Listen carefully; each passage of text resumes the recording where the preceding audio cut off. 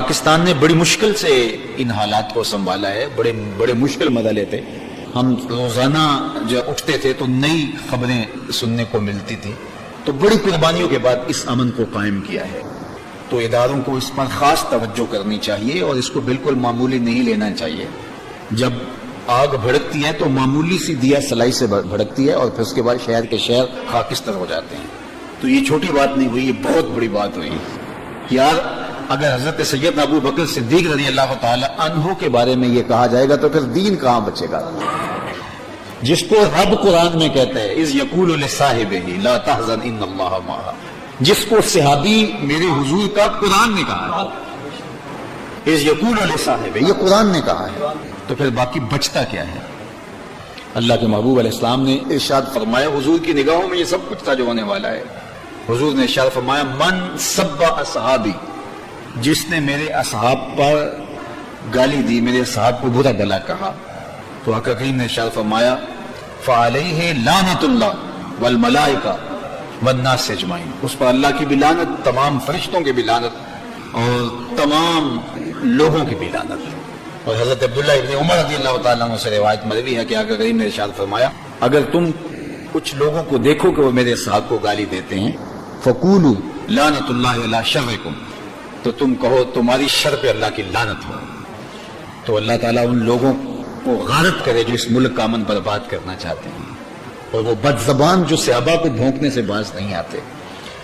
ہمارے ہاں صحابہ اہل بیت ہمارے ایمان کا حصہ ہیں، اور ان کی محبت ہمارے رگ و ریشہ کے اندر محو نفوذ ہے، اور ان کی عقیدت ہماری زندگی کا حصہ ہے۔ یہ بڑی ضروری باتیں تھیں، اور میں نے اس لیے کی کہ یہ باتیں جو ہیں وہ غور کی جائیں اور ان باتوں پر عمل پیرا ہو۔ اس وقت ملک کے اندر جس طرح کے لوگ جو ہے وہ ہم سے رابطے میں ہیں اور جس طرح کی باتیں ہو رہی ہیں، تو آگ بھڑک سکتی ہے اگر بر موقع اس کا علاج نہ کیا گیا، تو ہم اس کے بالکل متحمل نہیں ہیں۔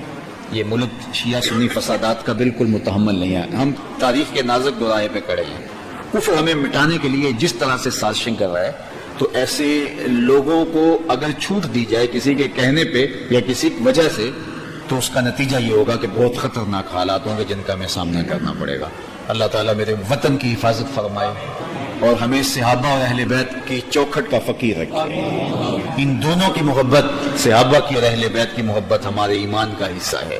یہ حضور کے سینہ نور سے، مشکات نبوت سے پھوٹنے والی کرنیں ہیں، اور آقا کریم علیہ الصلوۃ والسلام کے ساتھ نسبتوں کے امین اور اس امانت کے حامل یہ بابرکت ذوات اور یہ ہستیاں ہمارے ایمان کا حصہ ہیں۔ آقا کریم نے اصحاب کے بارے میں فرمایا صحابی کالنجوم فبأیہم اقتدیتم اہتدیتم، میرے صحابہ ستاروں کی طرح ہیں، تم جس کے پیچھے چلو گے تو تم ہدایت پا جاؤ گے۔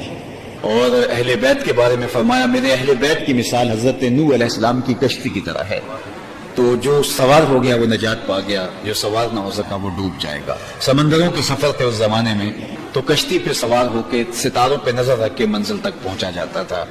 تو امام اہل محبت کے برادر اصغر مولانا حسن رضا خان نے کہا تھا کہ اہل سنت کا ہے بیڑا پار، اصحاب رسول نجم ہے اور ناؤ ہے اطرت رسول اللہ۔